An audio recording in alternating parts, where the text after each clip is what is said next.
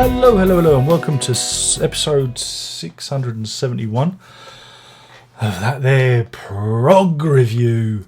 And today, I mean, I've already done this one before.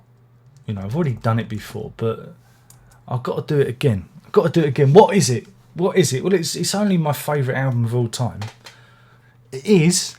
So now you know. You don't have to ask me. You don't have to keep asking, because you know. For it is Night Song by Nusrat Fateh and Michael Brook. Funny, I just did a Michael Brook one. Previous. There's a link. I've waited years for this. This is all planned. Look at that cover. This has just recently got a vinyl reissue. It was originally 20th of February 1996, day before my birthday. Little present. And it's only been, was it 23 years? 23 years to get it on the vinyls. So you got my original copy here. Yeah, because you got to own more than one copy, ain't you? You know, if you're a true fan, you've got to own more than one. I've talked about this before, I believe. For those that you don't know, Michael Brook is a Canadian guitarist, producer, worked with people like Brian Eno, Martha and the Muffins, Echo Beach, Far Away in Time, Echo Beach, U2 and stuff like that. You know, he's been involved with lots of different people. The Infinite Guitar, The Edge, you know, Michael Brook. He does soundtrack work predominantly now, but he's done some very interesting records over the time. You know, Cobalt Blue, this one, other stuff. He had a good run of producing stuff on the Real World record label back in the 90s. And yeah, I find him a very interesting producer and guitarist, musician.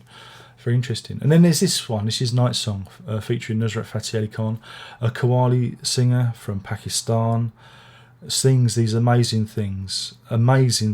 Jeff Buckley thought he was good, so it must be true. Alas, Nusrat died way back in, when was it? 16th of August 1997. So just a year after this was released, he was taken from us. He was gone, and he was 48.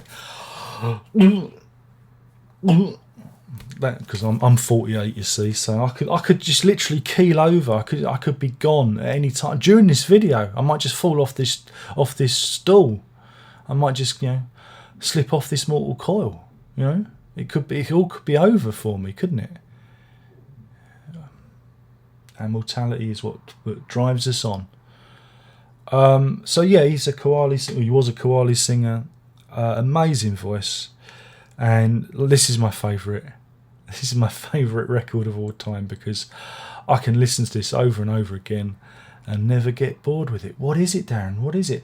Well, they'd already done a collaboration previously called Must Must, which was from, was it 1990? Wow. And I remember having that one at the time and just thinking it was an amazing thing. And it's, I love that album more, but I like this one. This one is better. Though the track Terra Binya, or Nothing Without You, on Must gets me every time. It makes me cry. It elicits such an emotional response that it can do that. And Night Song is the same. It gets to me on an emotional level. And I don't know why, because I don't understand a word of what Nusrat Fateh is singing, because he sings in his native, I think it's Urdu language. Sings these songs to Allah and love and devotion. And I don't know what's going on, but it just does something, and that is the power of music. That is what music can do. It can, bring you to your knees, and that's why this record is special to me, because it's got me through some amazing times. Mainly on the underground, because I have a terrible fear of the underground. And when I was working, I worked for a number of years, travelling into London underground. I used to suffer terrible panic attacks, which I've only ever divulged this moment now to you, to the point where I'd literally freak out. This record kept me calm, kept me centered, kept me stable, kept me pushing onwards. It has an amazing calming effect. Not always, because sometimes the blind fear, and I never understood what it was. And I have my son who's on the autistic spectrum. I see his blind fear. I can understand what it is in me. That's what children are about. They help you learn about yourself. So yeah, this album was produced by Michael Brook, and he went about it differently to Musmus. Musmus was more of a performance album, where people perform together and put bits together, whereas this was created digitally. I remember reading an amazing article, and it's still out there on the internet, on the Sound on Sound, one of the great magazines. Don't read it anymore. Why, Darren? Why? Because I just can't afford to have the subscription. It's expensive. Subscriptions are expensive. But if you're out there, Sound on Sound, and you want to send me a free subscription, I used to read that magazine cover to cover. It's what got me to this point with my own recordings, because it gave me an education on recording music. Sound on Sound is all about recording music, from the hardware, to concepts to whatnot. Thoroughly recommend it. But anyway, I'm deviating somewhat. I read this article about the making of this album, and it was put together digitally, but not like we have digital recording now, where you can just move things around and slot them in, using the computer. Michael Brook very carefully, had these tapes, and at the dawn of digital recording, created this record out of bits of Nusrat's performances and editing them together to create this almost like an oral. That's A-U-R-A-L, not oral. Oral. It's one of those words, isn't it? A collage, a sound collage, and then put instrumentation over the top of it, and it really does meld Western sensibilities to Eastern sensibilities, and to create this truly progressive, or you hate me saying this, music. This is where the progression lies. It lies in albums like this. None of this horse shit that is promoted by the likes of Prog magazine and Inside Out Records and K-Scope. None of that arseholes. This is where your progressive music lies. And then when he finished all this, Michael Brook, it dawned on him that, oh my God, I've been chopping up Nusrat's words. It could be gibberish, because he didn't understand what the words were. He was just using his voice as an instrument, like making a little mosaic, collage of bits. And he went, oh my God, what have I done? Will he be insulted? But then he took the album to Nusrat and he played it to him. He was like, oh, this is fantastic. This is so modern. And again, this is 23 years old, and if you put it on and you listen to it, it sounds like it was done today. It is ageless, it is timeless. I think it is an amazing record in terms of production and performance and everything. I just think it is it's the best of the best of the best, and I will never grow bored with it. So there we have it. And so we get this new release yesterday, the 26th of July 2019. That dates it, when this is, when the aliens invade and society's been reduced to rubble, and they find this scratchy piece of digital video.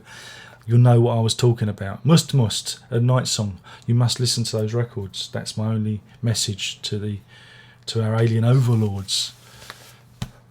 So we get this new issue, and I have a few issues. It sounds good. It's a good flat transfer. It's nice. It's but I have a few issues. Well, first, I think the artwork is a bit of a bad scan. I know it looks the same to you, but it's just.